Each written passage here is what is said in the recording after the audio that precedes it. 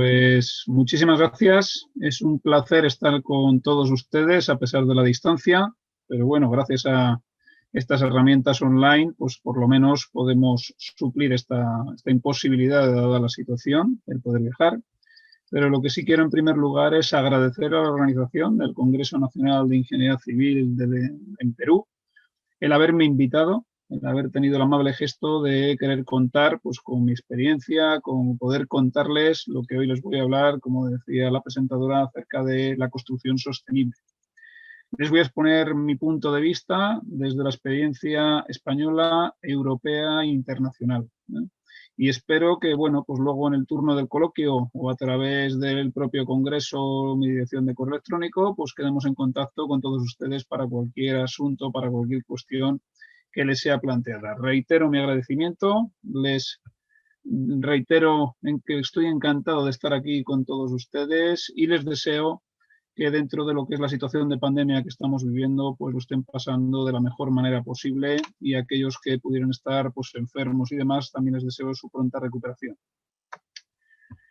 Voy a intentar de resumirles lo que en mi opinión pues es o cómo debe ser la consideración de la sostenibilidad dentro del área de la ingeniería civil en el siglo XXI en el que ya estamos metidos, ¿eh? Voy a, como siempre, pues a tratar de introducir el tema del que estamos hablando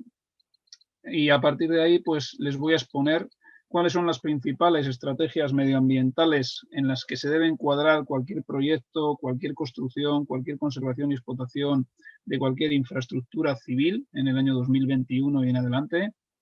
Y para ello me voy a centrar también en lo que creo que son las herramientas más potentes, más reales y mejor si se aplican bien para evaluar hoy en día la sostenibilidad de cualquier producto, de cualquier servicio, que es el análisis del ciclo de vida, que también, como les decía yo antes, puede y debe aplicarse en la fase de proyecto y diseño, en la fase de construcción y, por supuesto, en la fase de conservación. Y por último, pues no me gustaría despedirme sin marcarles o dejarles lo que en mi opinión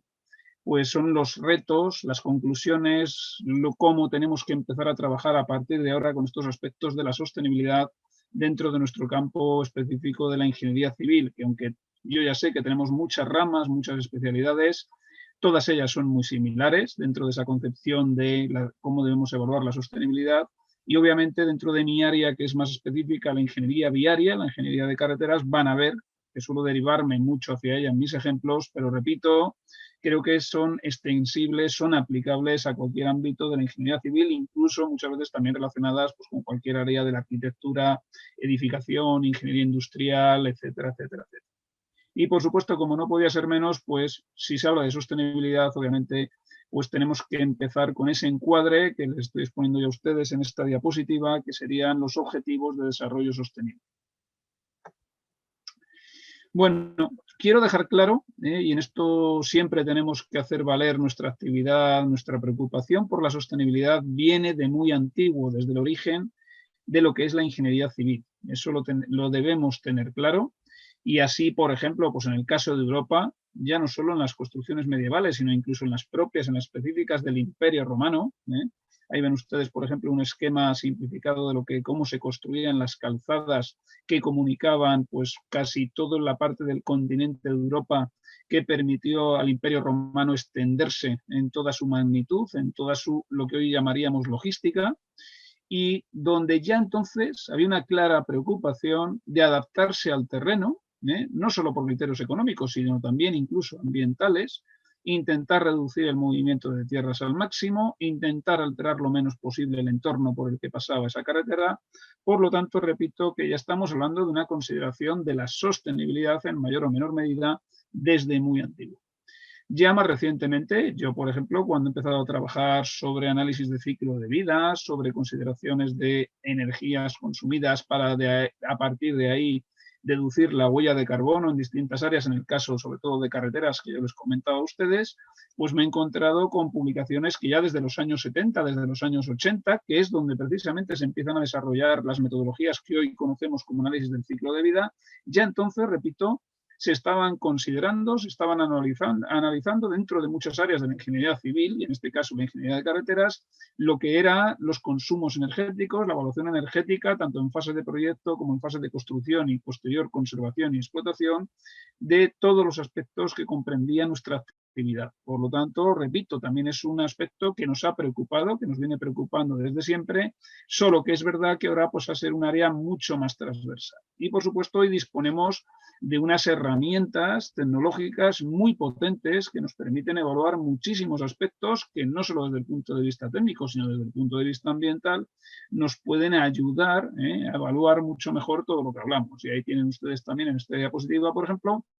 un ejemplo de representación de una cámara termográfica, de una cámara térmica durante el extendido y compactación de capas de pavimentos asfálticos. Por lo tanto, esto nos viene, repito, desde antiguo, pero eso no quita que hoy en día ya dispongamos de unas herramientas, de unas metodologías muchísimo más actuales, que es lo que yo pretendo transmitirles para que nos pongamos con ellos si todavía alguien no está convencido de ello. Que estoy seguro que ya conocen muchas de estas técnicas, pero repito, es importante que vayamos viéndolas. Esperen un momento porque el ordenador me está pasando la diapositiva despacio.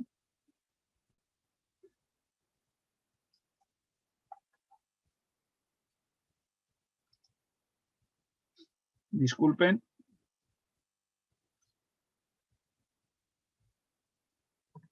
Ahora.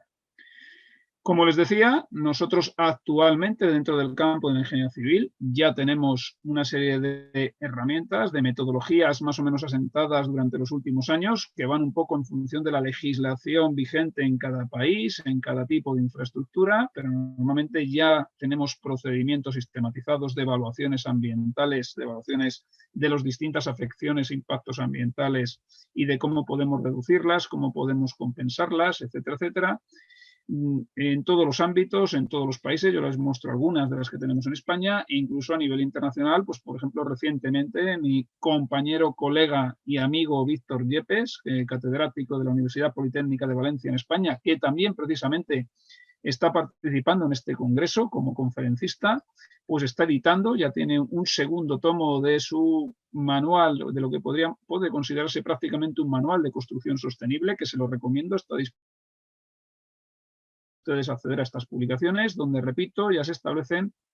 lo que son unas metodologías, unas sistemáticas que ya conocemos, que ya venimos aplicando en la fase de proyecto, en la fase de construcción e incluso en la fase de conservación de cualquier obra civil. Por lo tanto, creo, repito, que esto ya, lo que es la construcción sostenible, está más que consolidado, lo cual no quita que tenemos que ir a mejorar y actualizar todo este tema de la consideración de la sostenibilidad, y para ello me gustaría incidir en lo que a nivel internacional se nos plantean como las estrategias ambientales del siglo XXI.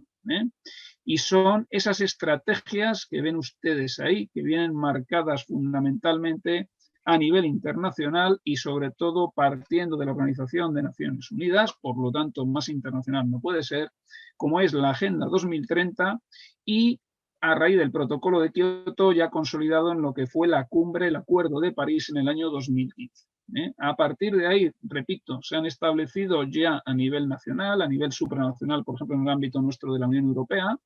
¿verdad?, una serie de objetivos, una serie de criterios que van siempre enmarcados hacia todas las actividades y dentro de esas estrategias ambientales que estamos hablando. Esas estrategias ambientales son las que tienen ustedes en esta diapositiva. Fundamental, la más prioritaria ahora mismo es la descarbonización, ir a una economía baja en carbono desde el punto de vista de tratar de reducir o por lo menos contener el cambio climático, y para ello hay un objetivo claro que es el año 2050 en el que se pretende ir a una sociedad, a un modelo de economía bajo en carbono. Incluso en el ámbito de la Unión Europea, pretendiendo liderar este tema, se pretende que las actividades tiendan hacia lo que se denomina la neutralidad climática, en el que no supone, obviamente, una huella de carbono cero, porque eso es imposible, pero sí neutra, de tal forma que todas las entidades, todas las organizaciones, probablemente las infraestructuras, debamos compensar de alguna forma con toda la serie de mecanismos que existen regulados también a nivel internacional para compensar las emisiones de gases de efecto invernadero que, a pesar de haberlas reducido al máximo, no tengamos más remedio que implicar. Está también el cumplimiento de esos 17 Objetivos de Desarrollo Sostenible que marca la Agenda 2030, cuyo nombre ya nos indica el plazo en el que debe cumplirse, debe ir hacia esos Objetivos de Desarrollo Sostenible, y en todos ellos la ingeniería civil tiene todo o parte que implicar.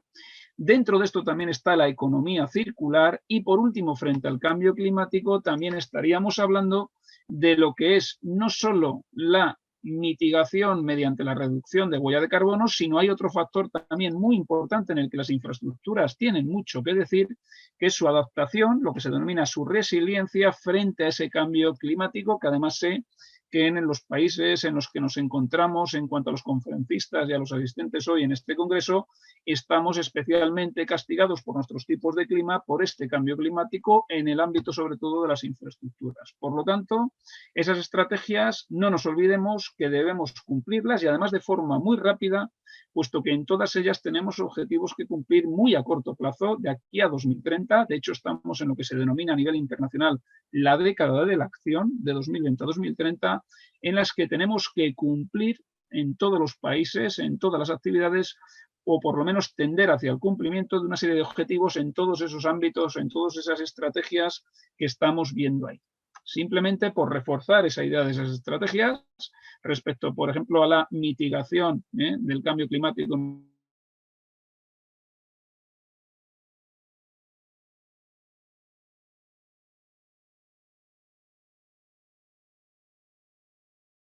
Como puede ser Repsol, una multinacional que todos ustedes conocen, ya tienen marcadas, ya empiezan a marcarse una neutralidad climática de aquí al año 2050, donde van a pretender, donde van a ir, donde van a intentar reducir esas emisiones, y repito, las que no sean capaces de reducir, pues tendrán que compensar con alguno de los mecanismos que haya para ello. Por ejemplo, en el ámbito de las infraestructuras lineales tenemos la posibilidad de los sumideros de carbono, las plantaciones de árboles, como pueden ser los casos que ven ustedes en la fotografía de la derecha, pues puede ser una medida para compensar parte de esas emisiones que implica una infraestructura en un momento determinado. Pero lo que está claro es que esto a nivel internacional hay que cumplirlo. Es, repito, el criterio más rápido o más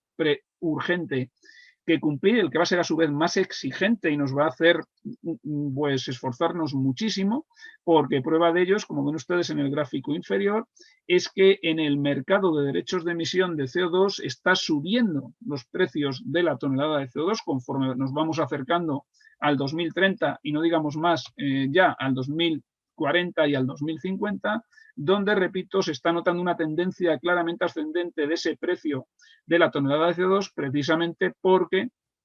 todo el mundo sabe, todo el mundo empieza a ser consciente de que esto hay que cumplirlo, y de que además en muchos sectores, pues la verdad es que vamos mal. Tenemos que hacer un esfuerzo extra para poder llegar donde queremos llegar. Respecto a la economía circular, esto es clave también dentro de lo que es el ámbito de la ingeniería civil. Ahí ven ustedes cómo tiene que cambiar la jerarquía de residuos, desde el ámbito, en este caso, europeo, donde lo primero es prevenir, es decir, tenemos que cuidar mucho en los proyectos y en la construcción la durabilidad de todos los elementos de nuestras infraestructuras, porque el mejor residuo es el que no se produce.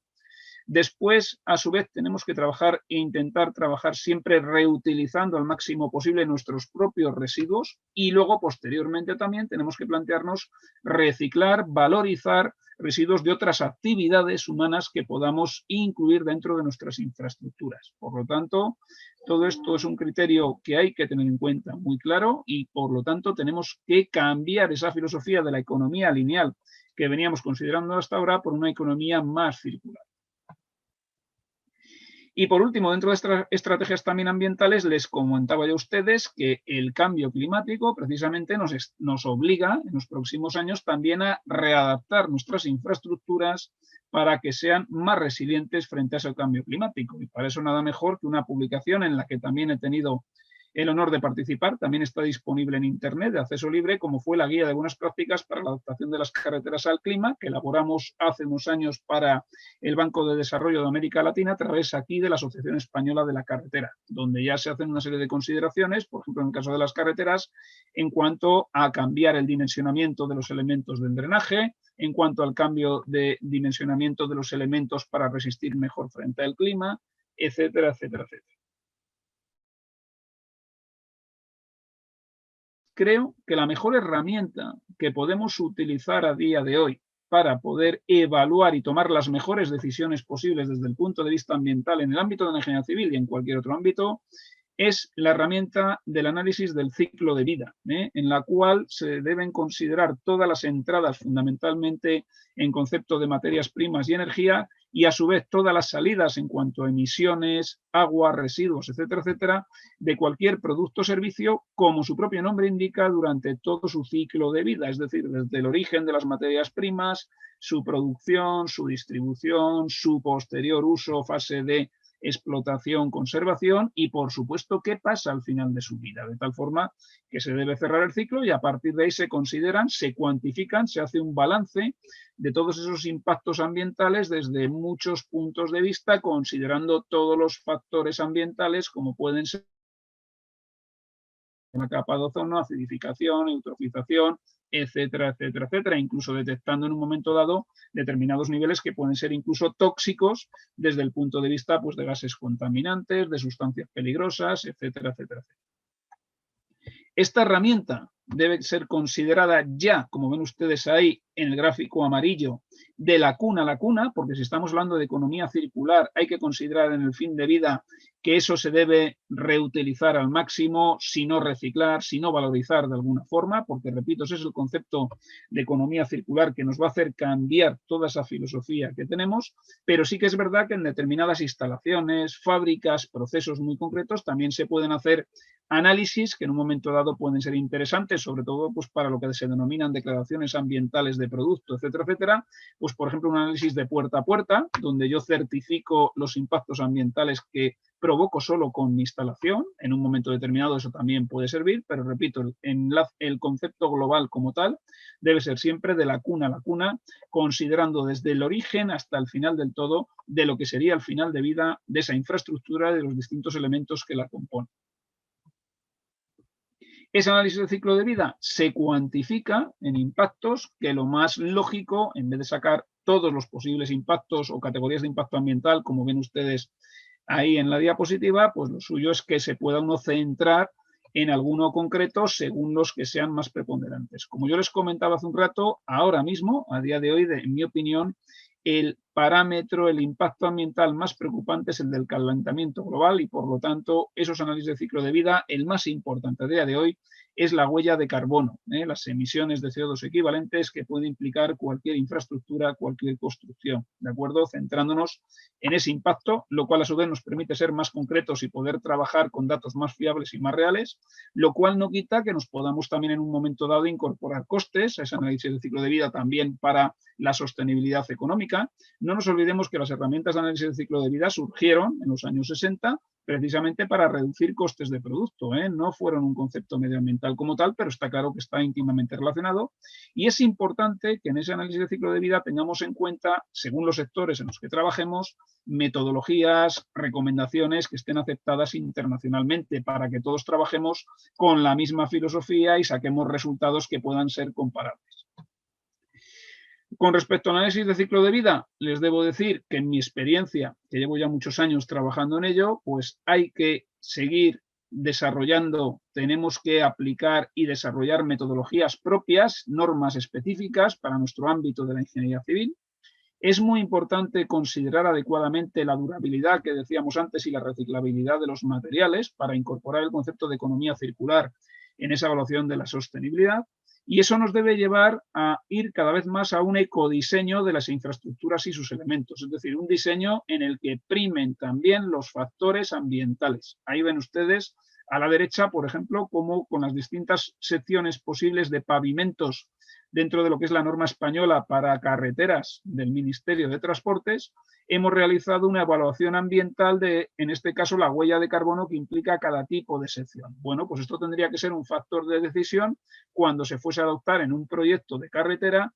qué sección de pavimento voy a adoptar, que resista, por supuesto, con los parámetros técnicos de entrada y salida, pero también que sea la mejor desde el punto de vista medioambiental.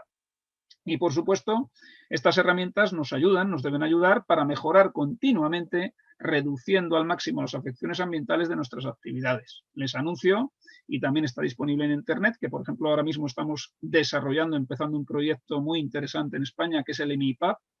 Es un proyecto en el que queremos evaluar, queremos ajustar, queremos conocer muy bien, aunque ya ha habido estudios similares a nivel internacional, cómo se reducen las emisiones del transporte y, por lo tanto, sus impactos ambientales y su huella de carbono conforme mejor esté el pavimento de la carretera. Todos sabemos que un pavimento deteriorado, como tenemos en muchas redes de carreteras del mundo ahora mismo, pues implica unos mayores consumos, un mayor deterioro y, por lo tanto, unas mayores emisiones de carbono. Y sabemos que mejorando esos pavimentos, teniendo esos pavimentos en buen estado, no solo se mejora la seguridad vial y la comodidad del usuario, sino además se reducen mucho las afecciones medioambientales, lo cual es doblemente importante. Y bueno, pues simplemente para terminar, ajustarme el tiempo y quedar a su disposición para cualquier duda que pudieran tener, ¿cuáles son, en mi opinión, en base a mi experiencia, los principales retos, las principales conclusiones que nos tenemos que apuntar para tener claro hacia dónde debemos ir en esa construcción sostenible que hablábamos al principio? Creo que el análisis de ciclo de vida hoy por hoy es una herramienta interesantísima, muy útil, que tiene muchísimas posibilidades que todavía no utilizamos, no se utilizan adecuadamente. Se pueden analizar ventajas económicas en nuestros procedimientos, ventajas de tiempo y, por supuesto, ventajas ambientales. Por lo tanto, repito, debemos seguir trabajando en ellos, debemos seguir aplicándolas.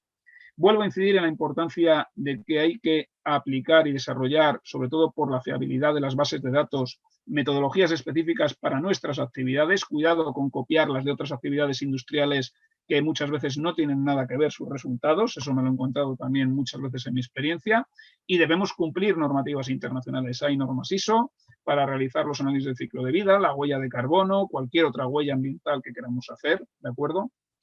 Para esto también hay una herramienta o herramientas muy útiles para poder cuantificar la sostenibilidad de la construcción, como es la necesaria también, aparte de esa transición ecológica que les he contado a ustedes hacia la que tenemos que ir, está también la necesaria transformación digital. Todo lo que es la inteligencia artificial, los gemelos digitales, la seguridad mediante blockchain, son herramientas que nos van a ayudar muchísimo a desarrollar, incluso a